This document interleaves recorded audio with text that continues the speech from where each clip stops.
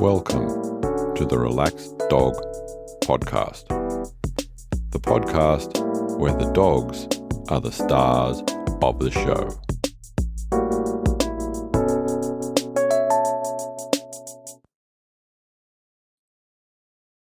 Welcome to episode 58 of the Relaxed Dog Podcast, sponsored by therelaxeddog.com. Thank you very much for finding this show. Welcome back if you've listened before, and welcome to the brand new listeners. I am your host, Robert Ober, and I hope that you and your dog are well.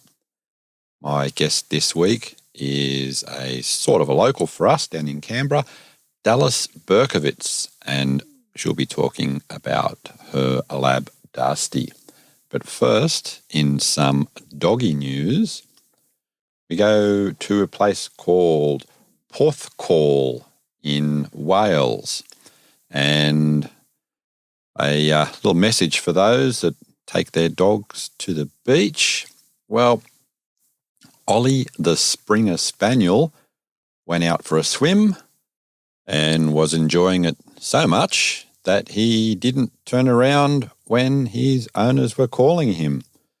The concerned owners then contacted the Coast Guard, who launched one of their smaller vessels and searched for Ollie for around about an hour, couldn't find him. They went back to their base. The owners were still very distraught. They kept on looking, and then someone spotted Ollie about 3 miles away. The lifeboat was then relaunched and went around and picked up Ollie, who was getting a bit of a lift from a kayaker. So a nice 3-hour swim there for Ollie. Over to Israel and in the city of Tel Aviv. I know we've mentioned it before on a smaller scale, but they're looking at introducing a rule where all the dogs need to have their DNA registered so they can track down the ones that are doing their poos where they shouldn't be.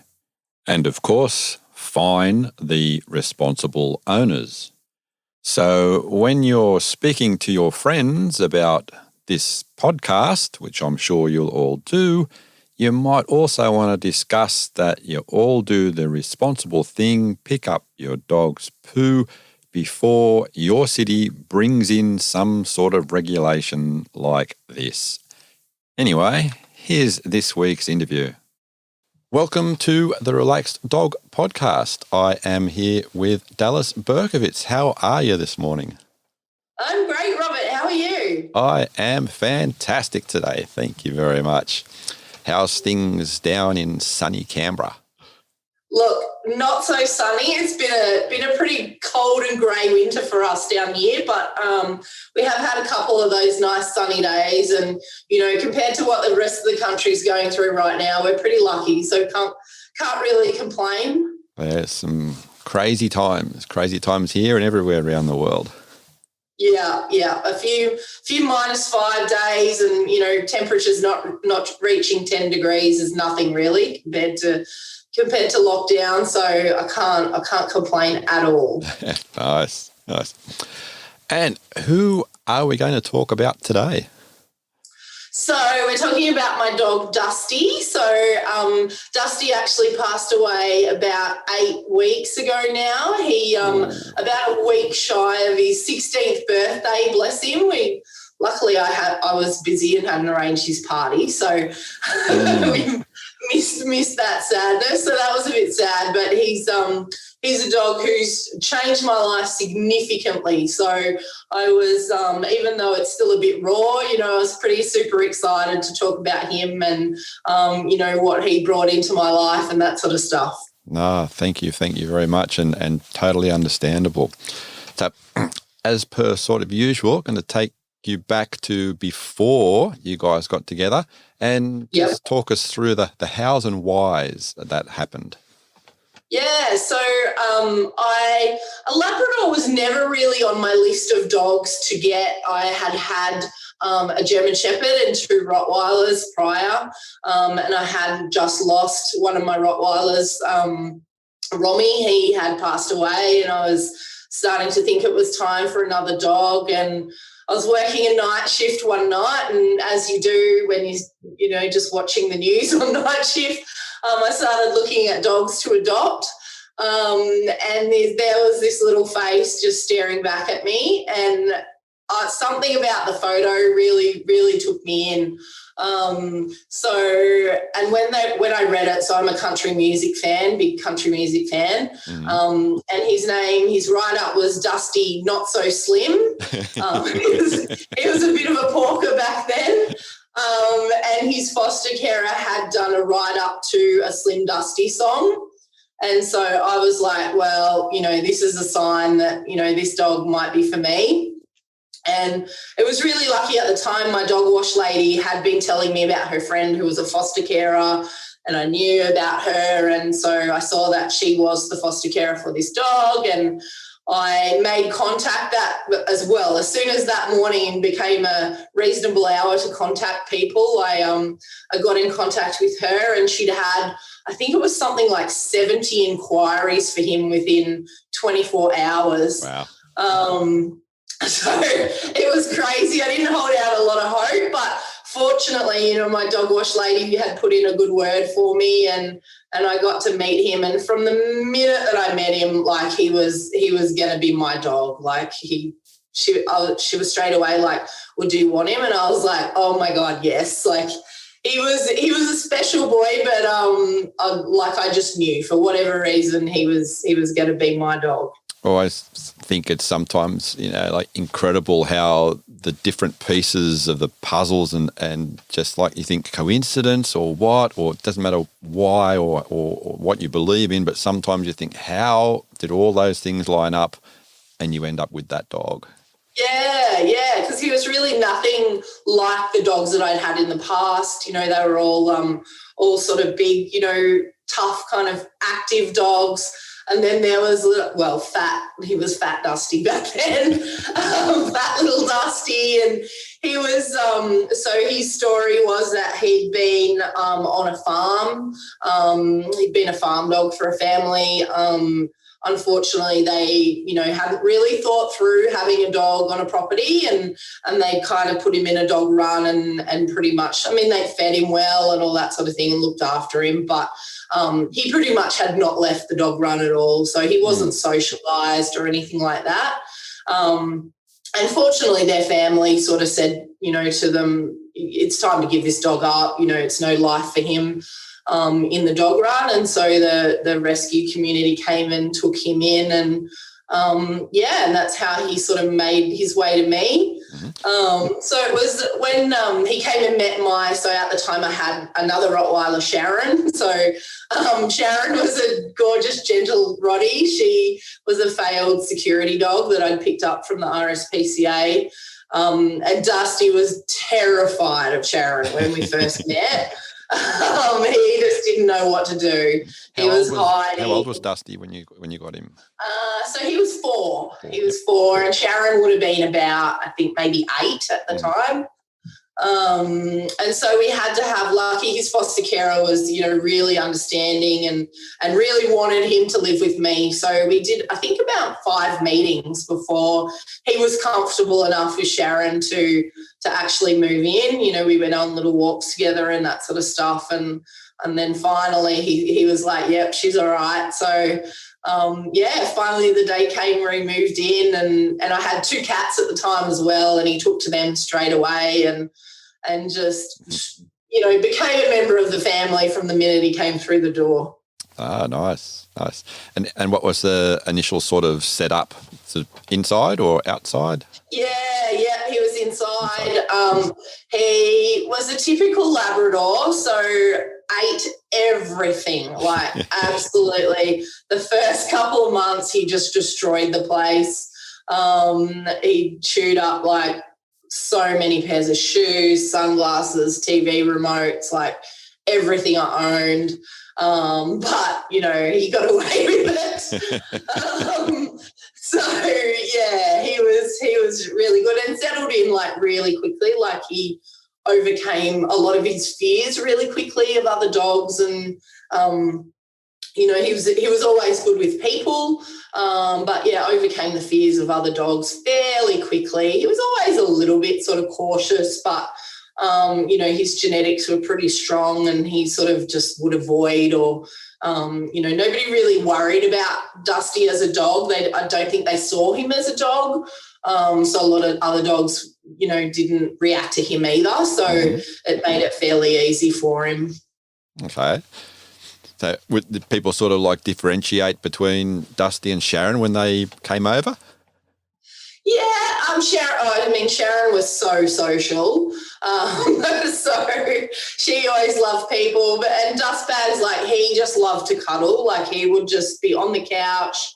He just would, and he'd get right into your body and really snuggle in. And he always found the most perfect spot where he didn't stick elbows into you or anything.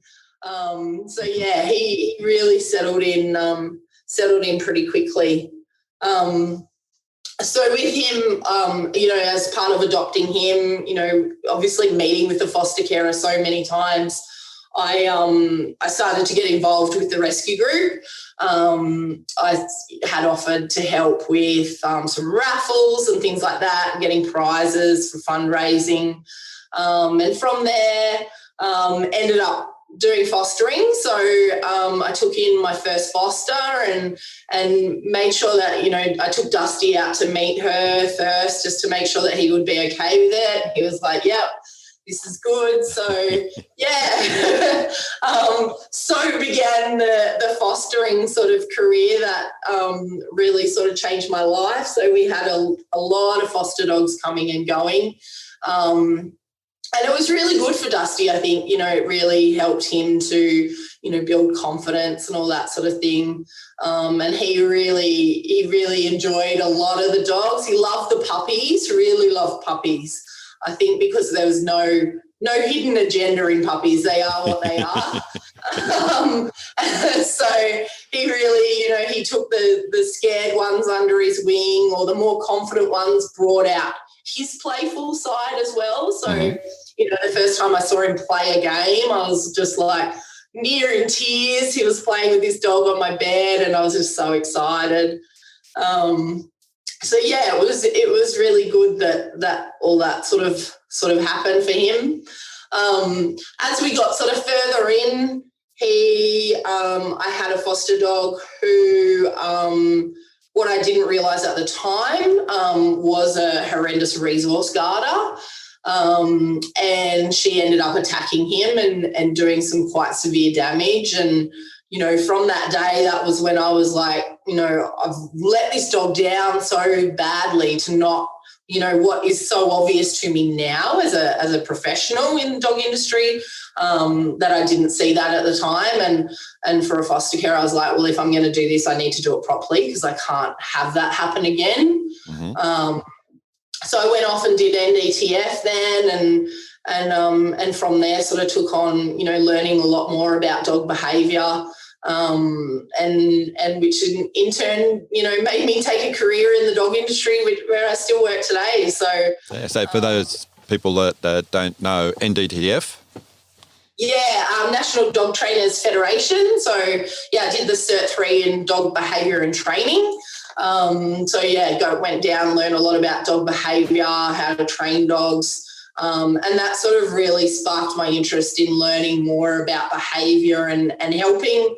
At the time I was very heavily involved in rescue and really wanted to help more rescue dogs and especially more foster carers to understand behaviours, because it's, what happened to Dusty, I just felt, even though, he was fine afterwards, couple of stitches, drains,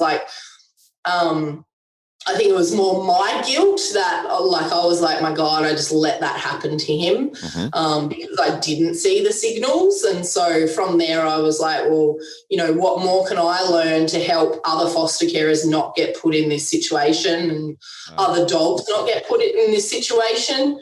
So yeah, really sort of progressed from there, which is really good. And now I'm still working, in the dog industry now. So I manage a dog daycare, Pups for Fun, down here in Canberra. And still do a little bit of work. I'm not fostering or anything anymore. So Dusty, was obviously getting a bit older and I couldn't foster anymore because I didn't want to sort of stress him out. So, yeah, I still do a few little workshops for them on behaviour and things like that. But, I sort of look back and go, God, if it wasn't for Dusty, I don't know, I'd probably still be in the public service and all that sort of thing. So he's really, really changed my life in a big way. Oh, it's just, I don't know, people that are regular listeners will go, oh, another one. It's like, yes, another person where a dog, a different species, there's been an interaction and all of a sudden a human's whole life gets turned and gone another way because of meeting a dog. Yeah, absolutely. Like I absolutely love what I do today. And I just think, oh my God, imagine, that night hadn't happened where I'd seen his little face on the internet and his name wasn't Dusty, not so slim. What would I be doing today? It sent me in a totally different career change and all that sort of thing. I was working in national security and emergency management. So it's a big career change and I've absolutely loved it. And I just think, what if it wasn't for Dusty? So when Dusty was young, what would you say, did he have any favourite activities to do? His favourite thing was eating. He's a lab. He's a Labrador. He was a typical Labrador. Shouldn't say that. Sorry to all the lab owners. I kind of sort of feel like there's two different types of labs. There's the crazy, out of control, hilarious labs, and then there's kind of the sad, woe is me labs. So he was on the sad, woe is me end. He, always had this, oh my God, I could be starving to death face.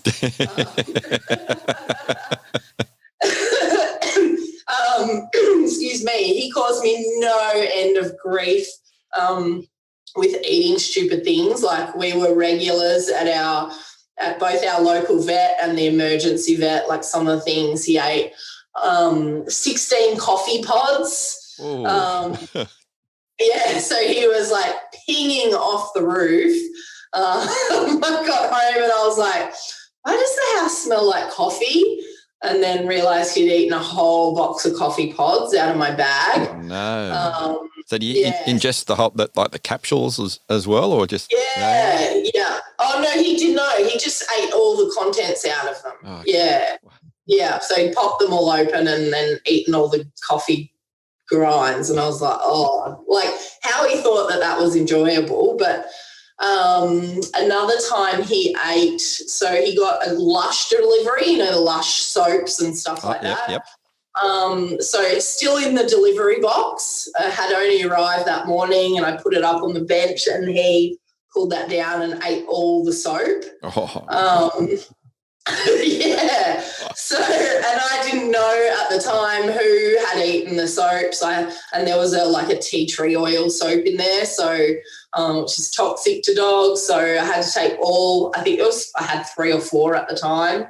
So I had to take all of them to emergency to throw up. So he'd eaten 2 of the soaps. He'd eaten a coconut soap and the tea tree oil soap, which was just feral, and I don't know why he ate it, but he did. So that one has now been made into a tattoo. I've got all my dogs tattooed on my arm by the amazing Jane Stewart up in Sydney. So in Dusty's tattoo, he's got the soap in his mouth and all the bubbles coming out.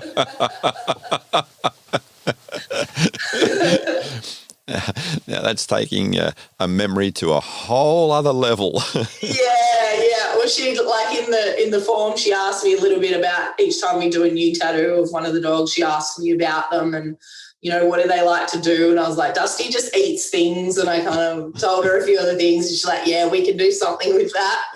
So yeah, That's his tattoo. He looks very sheepish. He's got bubbles coming out his mouth. And he's eaten, he ate 2 kilos of green lip muscle powder. It's healthy in moderation, but 2 kilos. Wow. Yeah, I could never use a slow cooker. He ate I think 2 kilos of red curry chicken that I was planning for dinner that night. I don't know how many Kindles. Back when he first came, he chewed a lot of stuff. He gave that up after a while. But I think I'm on Kindle number 8. Okay, wow. I haven't heard that one before. I can't remember who it was now, speaking that they've gone through something like 20-something TV remotes. Oh, yeah. Yeah. I don't actually own TV remotes anymore. So, yeah, that was a dog. Yeah, I think it was a dog called Penny, who was over in the States. Yeah. So it was a pity. About TV remotes. I don't know why they like them so much. I suppose they've got a concentrated scent on them. But, yeah, dogs love TV remotes for whatever reason, and Dusty was one of those. Yeah, interesting. Yeah.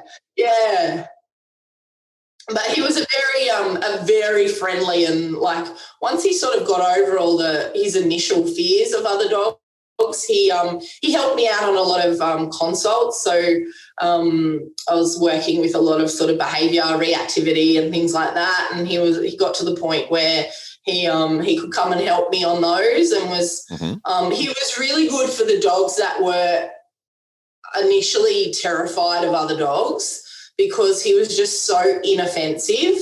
So my dog now, Cardi, she's got better obedience than Dusty, but for she's pretty spicy looking, so she does tend to set dogs off. Whereas he, they didn't really see him as a dog. So he was really good to, start introducing, and especially for owners as well. I think a lot of reactivity does come from the owner and the owner's fear as well. So he was a really big help to dog owners to see their dog with another dog. So he really, helped a lot of people in that way. Some people who'd never seen their dog with another dog ever, and got to see, and they got to walk him with their dogs and things like that, and it made a big difference for their confidence as well. Absolutely. So he was really helpful for that, and he used to come here to our, puppy daycare and help the puppies meet older dogs and that sort of stuff. And nobody was ever scared of Dusty for very long. If they were initially nervous, it didn't take long. So he was good for consults, but he was also bad, because after the first one, I couldn't really use him again, because they were like, oh, he's not a dog. We'd have to up the game after the first initial consult. So you said the word game. What were Dusty's favourite games? Love swimming. Love swimming. He was didn't know how to swim when I first got him. He was terrified of the water, so I had to sort of I had to get into Lake Burley Griffin. So for anyone that knows Canberra, Lake Burley Griffin is, it looks beautiful, but you don't want to swim in it. So I had to take him out in the middle of the lake and kind of just hold him there until he started swimming. And then off he went and never looked back after that. So he loved the water. We actually did a photo shoot. I've got an amazing photo of him above my TV at home that Ruth O'Leary did for us, and it was the worst photo shoot of my life. My dogs were so naughty. And Dusty took off and went in the dam, and then he was all dirty and stinky, and so swimming was really his thing. He played a little bit of fetch, but not, he was more of he just really wanted to cuddle people and wait for snacks. Yeah, but swimming was really good. And did you have any particular or favourite toys? He loved, we had this, it was like a snuffle ball. I don't know if you know, they're like, you know the snuffle mats that are super popular now? They're like tied bits of polar fleece. So we just made a ball tied up of that, and he loved that, like absolutely loved that, just throwing it around. He was probably more of a soft toy dog than, you know, he was never really fond of, you know, Kongs and stuff like that. Unless there was food again. But yeah, love the soft toys, love to sort of throw them around. As he got older, he probably didn't play that much. Like he made it to, so yeah, he was a week short of his 16th birthday when he passed, and he, you know, he'd slowed down a lot. He had a bit of arthritis in his last sort of year, and he'd slowed down a lot. So he just mostly liked, you know, wandering around. We have a private dog park here where I work, so he loved just going out there and taking in all the sniffs and you know, putting his feet on something so he might be able to get a treat. But mostly it was about meeting people and having the cuddles and, you know, checking out what's in their pockets. Did he have any like particularly favourite sort of walks or places to visit? Look, one time I went through a stage where they were escaping a little bit. I had another rescue dog, Gracie, who was a Briard cross, and she had lived in the back of a car. So her family had been evicted, and they'd been living in the back of a car for a year. Wow. With her, and they just used to let her out in the morning, and she would roam around. They were living in Queanbeyan. She would roam around Queanbeyan for the day. And finally, after a year, they were like, you know, this is too difficult. And she came to live with me as a foster dog, and it took me about 11 months to get her to the point where she wouldn't escape. And every now and then she'd manage to somehow get something open and take Dusty with her. And we found him one day. He'd gone to a neighbour's house down the street and got into their backyard and eaten like a whole bin of bird food. doesn't do things in small ways. It's just either big and hard and in big volume. Yeah. And the guy was like, oh my God, he's eaten like the whole bin of this bird food. And I was like, I'm so sorry. And I was so worried about his bird food. He was more worried about Dusty and thought that he was going to die. And I was like, look, he's a lab. He had one of those sort of iron stomachs. I think of all the things that he ate, like he had to have surgery one time.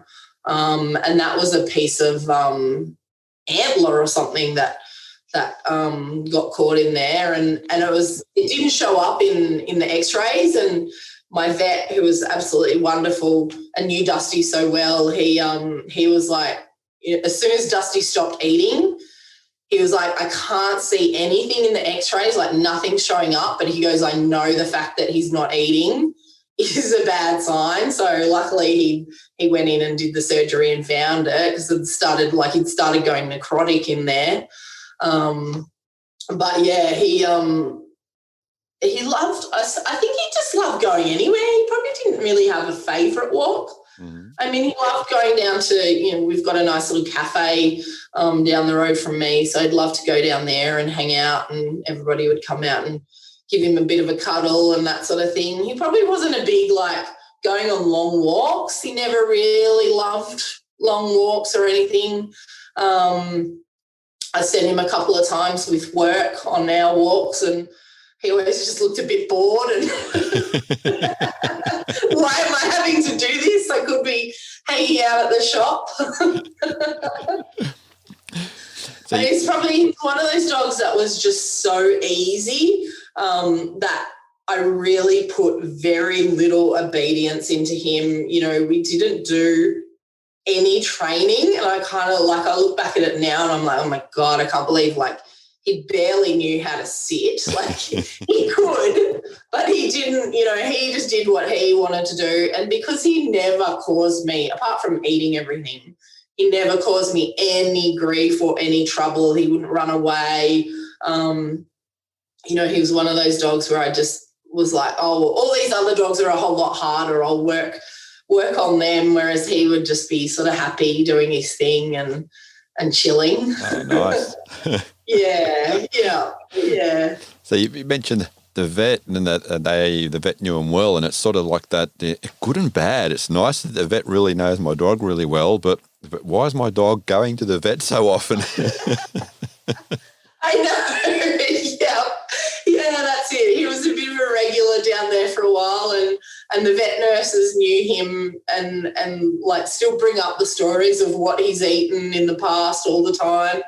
And he used to board there. They have where my vet is, they have boarding kennels as well, and I sent them their boarding, and Dusty loved it. Like, people always talk about, oh, my dog hates the vet, and I've just never had that problem. I think, like, one, my vet and the vet nurses, they're all absolutely amazing, but two, I think, he just saw it as an opportunity to have snacks. So, whenever we'd pull in the driveway to the vet, like, they would be that excited.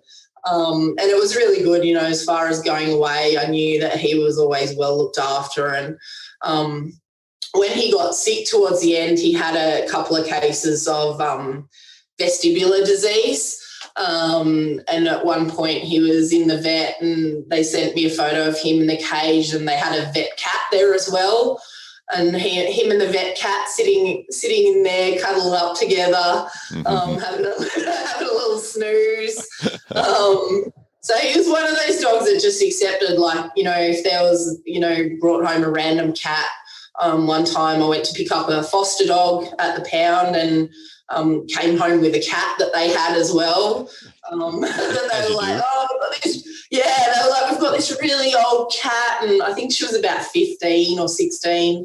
And they were like, we can't keep cats here. We don't have cat cages. And like, they're looking at me like, oh. And so I introduced the cat to Dusty to see what the cat was like with dogs, because usually it's, the cat that decides whether they're going to fit in or not. And this cat loved Dusty straight away. So I was like, righto, put it in my car. And Krusty, the cat, moved in.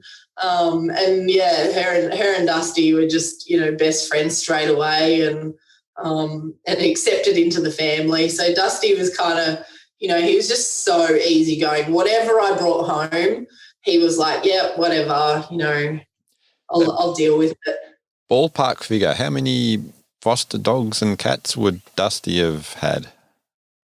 I never did the one cat. Okay, yep. Then I had a couple of my own at one point. I think we did well over 100 dogs. So yeah, and then I do a little bit of boarding as well through work. So I have boarding dogs come as well. But yeah, I can't remember how many foster dogs. I think it was about 150. Mm-hmm. So yeah, and there was only that once I, learnt my lesson from that one dog. We managed to pick, I think the important thing was picking the right dogs as well. And especially as he got older and needed more support through which dogs I was picking. We, just made sure that they were dogs that weren't going to, give him too much grief and that sort of thing. I applaud the amount of thought and effort that you put into looking at the whole environment and everyone at home, rather than just, I don't want to be critical, but some people are just like, oh, for the sake of, yes, we have to take it and we'll make things work, and you can. But when you look at it beforehand, I think it works a bit better. Yeah, definitely. Like, fostering can be so stressful on your own dogs. So I think it is, it's so important for foster carers to pick the right dog, because you don't know how long you're going to have them for. So Gracie, the Briard that I had fostered, she was a really quirky looking thing. She was probably 40 kilos and looked like a giant silky terrier. She had the really long hair, and she was just like this big muppet. And, I thought to myself, oh, she'll be a really quick rehome. She was great with dogs, great with people. She had really good obedience already. She did tricks, all sorts of stuff. And I thought, oh, yeah, she'll be a quick rehome. And, she took 11 months until I just decided I'd keep her because of her fence jumping. And so, I think it's, you take a dog into your home thinking, oh, I've only got them for a little while, but you just never know how long you're sort of going to have them for. And you've got to make sure that your own dogs are comfortable, because it is stressful on them having dogs come and go all the time. So, making sure that it's one that will fit in with them was really important to me. Once I learned my lesson, especially, yeah. So what about travelling with Dusty? Did you do much of that? We didn't do too much. He did a couple of trips like to the coast and that sort of thing. But I'm sort of a stay-at-home kind of person.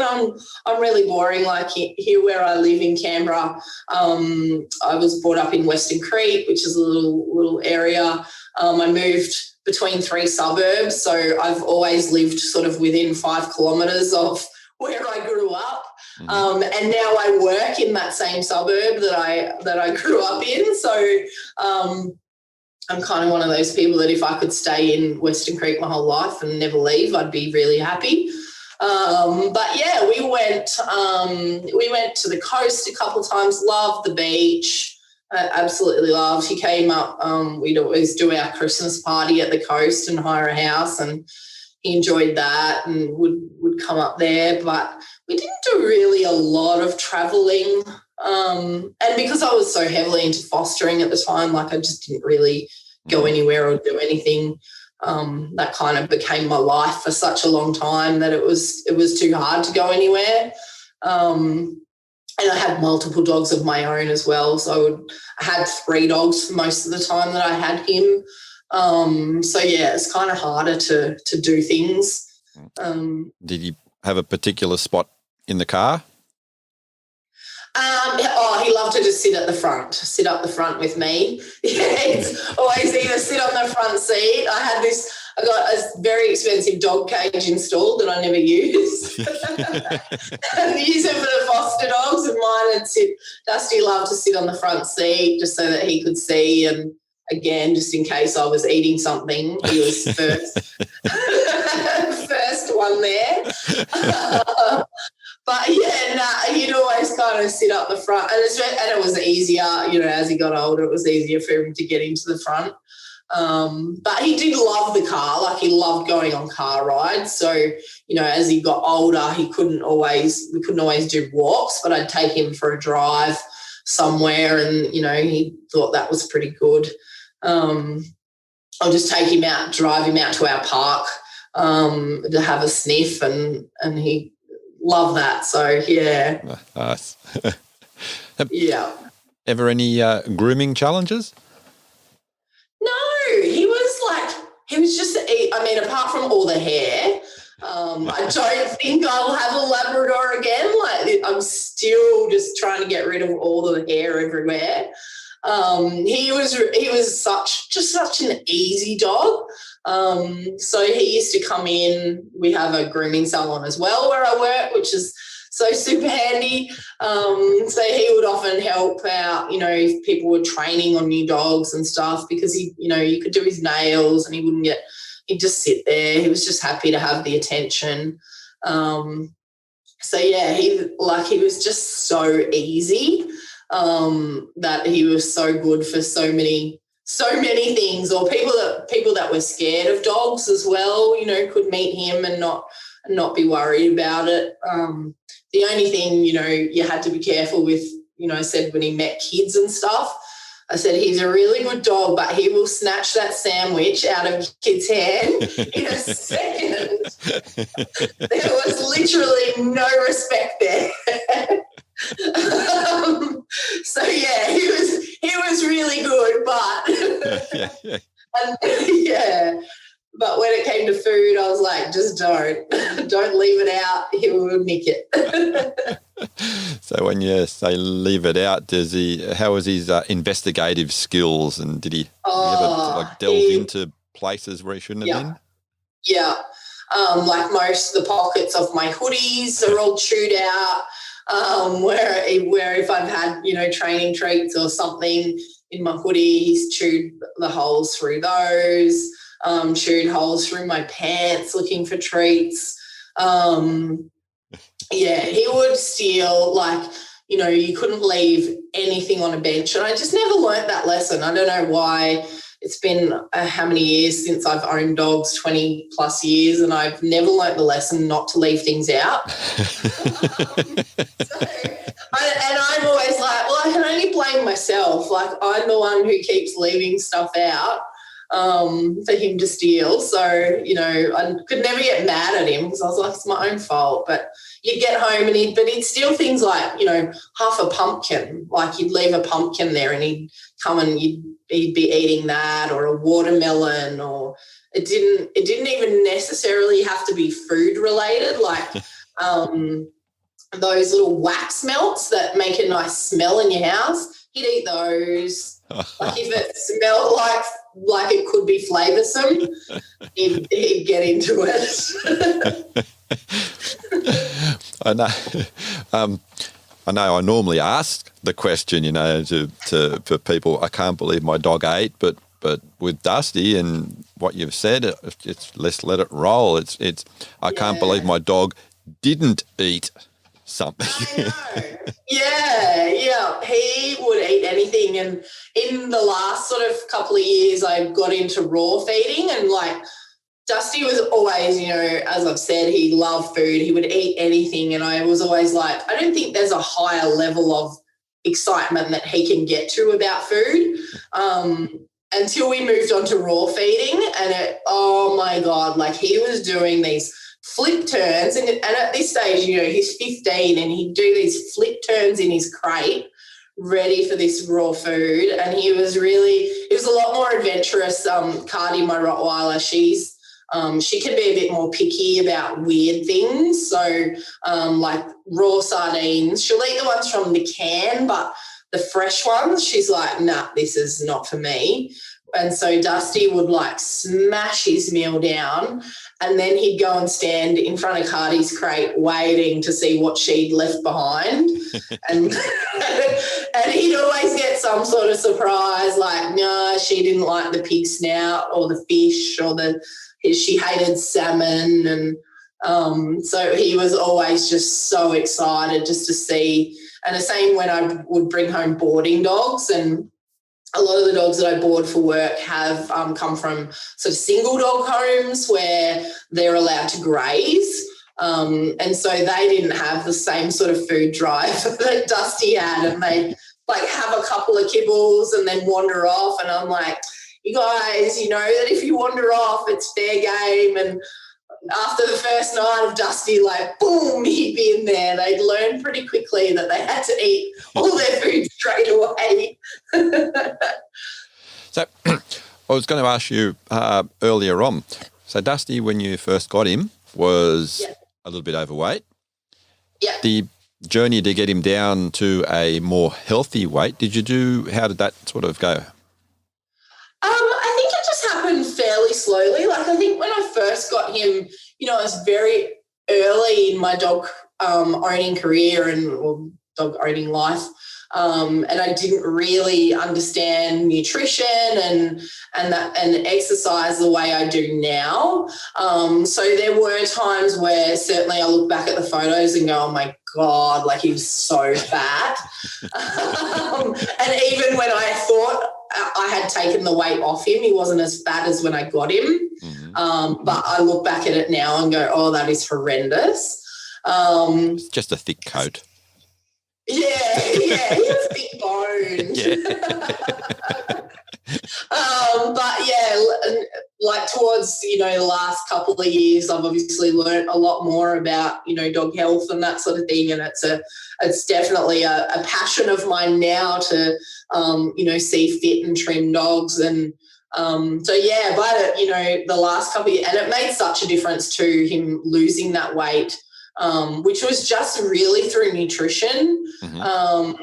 really just giving him a good diet, like moving him onto raw food made the biggest difference for him, and it made a huge difference in his, as far as his arthritis and putting different supplements, like he was on Antinol, which made a huge difference.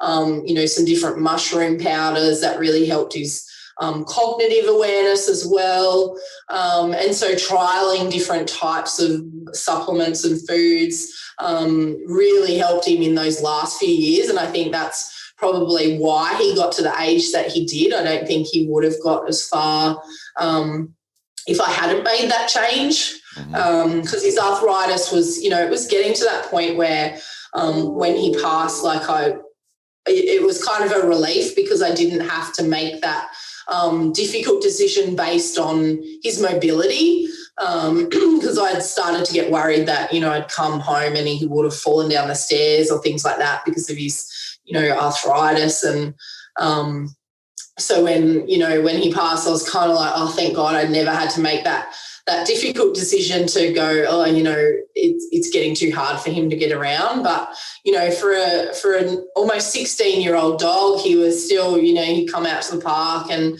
he'd run around and, have a really good time. So, and I think that learning more about the nutrition, probably gave me an extra couple of years for him, definitely. Love that. It's something that a lot of people really need to look at a lot better than what they are doing. Yeah. It's a huge passion of mine now. And, I've got lucky to have some friends who run a business down here, Chefs and Dogs, and they're super passionate about, teaching the world. Like they're all over, I don't know how many millions of fans they have on TikTok now, but they're all over the world, teaching people more about dog nutrition and feeding your dogs well. And, I'm so thankful to them and the people that I've learnt from to learn more about how to keep my dogs well, because it definitely gave me a couple of extra years with him. And, so I'm really passionate about, and, our team in our daycare, we're all really passionate about, what can we do to help these dogs and give their owners those extra years that, you hope to get. I love it. Yeah. We didn't mention where he slept. Oh, he was always in the bed next to me. So he was up on the pillow. We either shared my pillow or he had his own pillow in the bed. So he was always as close to me as possible. I don't think there was ever a night where he wasn't in the bed, even when it really got hot, like gets pretty hot in Canberra in summer. We did have one boarding dog, Lily, who's also a yellow lab, and Lil boards with me quite a bit. I love her to death. And she's a bit faster than him and would manage to steal his spot in the bed. So I knew when Lil was there, it was always a race. Like she'd be in the bed before I would, and she was up on the pillow like Dusty was, but he loved Lily, so he was happy to share that spot, and he'd just move further down, or sometimes they'd spoon together up the top and share a pillow. Oh, so cute. But yeah, he was definitely a bed dog. And that was from day one when you brought him home? Yeah. I think I did go through a stage one time where I think I got a new bed and new sheets, and I was like, I'm going to kick all the dogs out of the bed and they're going to learn impulse control and they're going to sleep on their own bed. And I think it lasted about like a week, maybe, not even that long. You let slip there all the dogs. What's the most you've had? Yeah.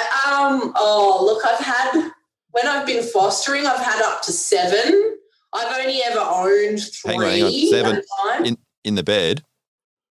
Yeah. Oh, no. Yeah. And the cat. Okay, next question. Where do you sleep? Yeah, I know. I had to upgrade to a king when I started fostering, so I was like, oh, it's getting a bit crowded in here. But I always had a rule, like the foster dogs I'd try not to have sleeping in the bed, because it's better to set them up to be able to sleep anywhere so that when they go to their new home, they're not, doing something that the new owners don't want them to. So some of them wouldn't sleep in the bed. Like often I'd keep them on the floor or crate train, like I crate trained all of them. But depending how long they were with me for and, who I intended to rehome them to, what sort of dog they were allowed in the bed. And my boarding dogs now, most of their owners are more than happy for them to sleep in my bed.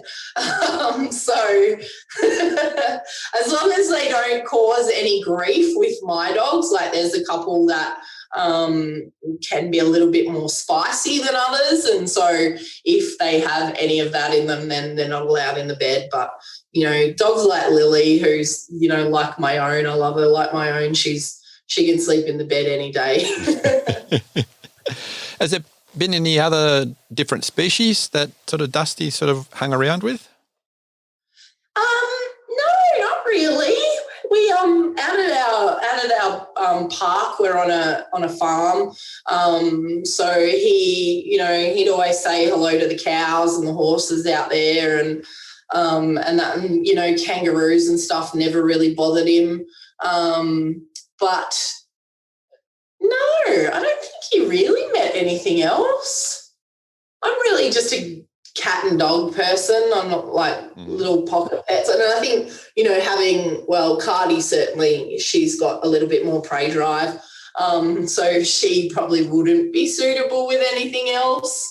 And then having the Fosters, you never kind of knew what you were going to get as far as them. So we've kind of stuck to the two things. But like he's one of those dogs that you could put with anything and he'd be like, yeah, okay, this is what we're doing now.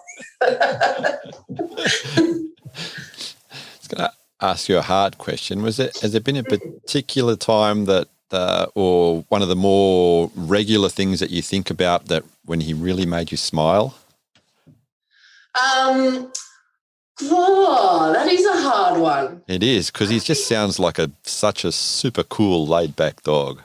Yeah. He was so super easy. I think, looking back now, sometimes like I love the Facebook memories because a lot of the time I'll see things from when he sort of first moved in.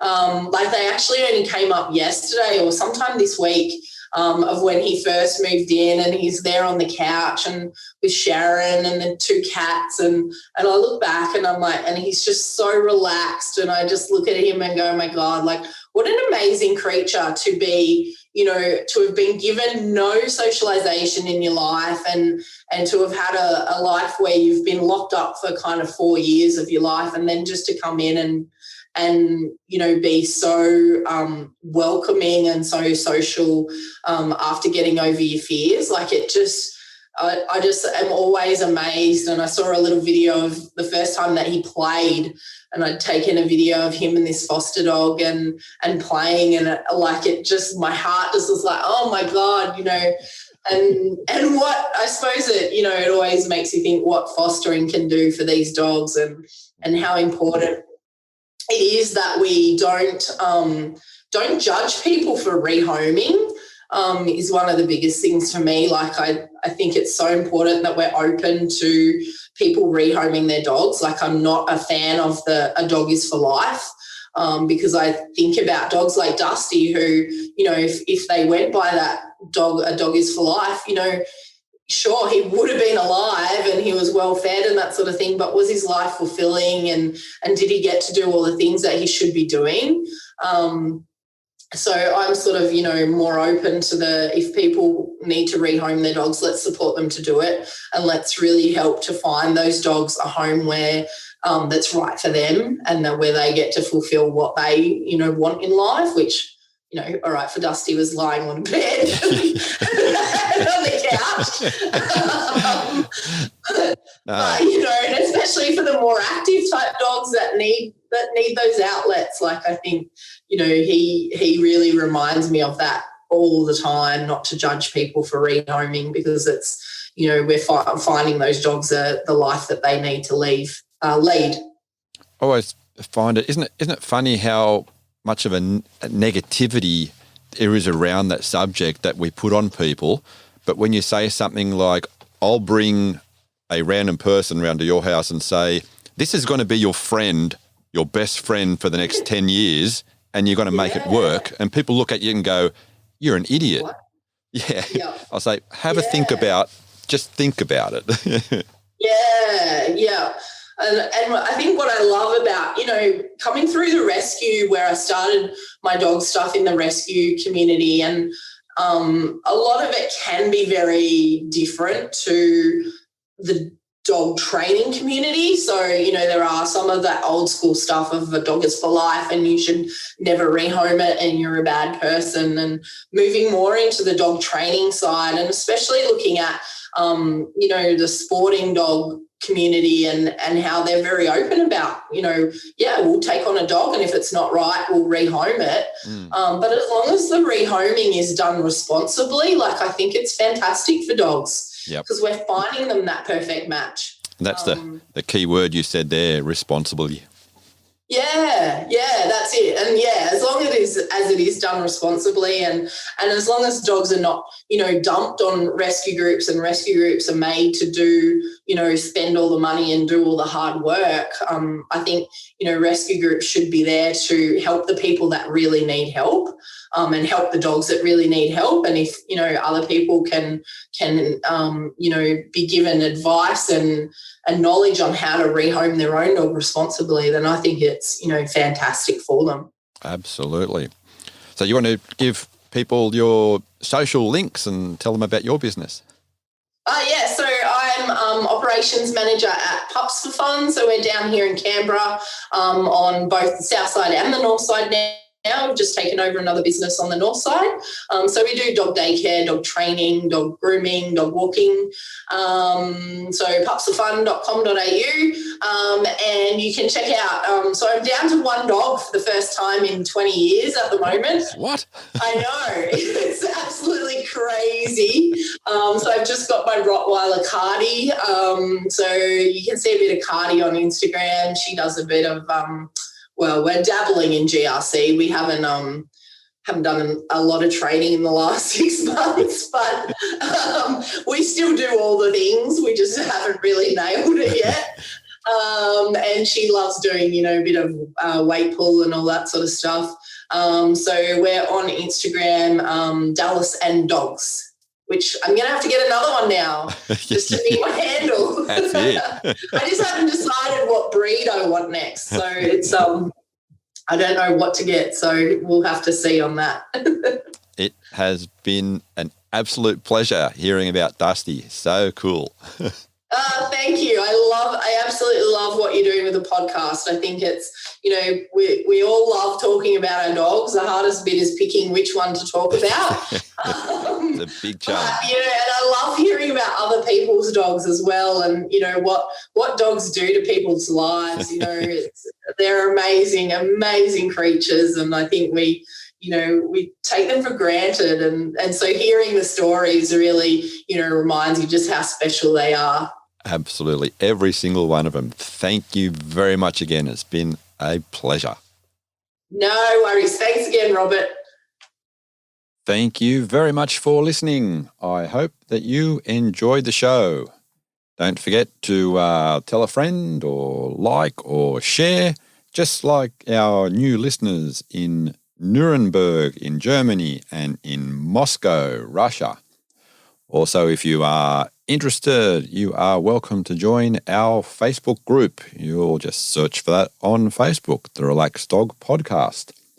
Until next time, stay safe and remember, your dog is family.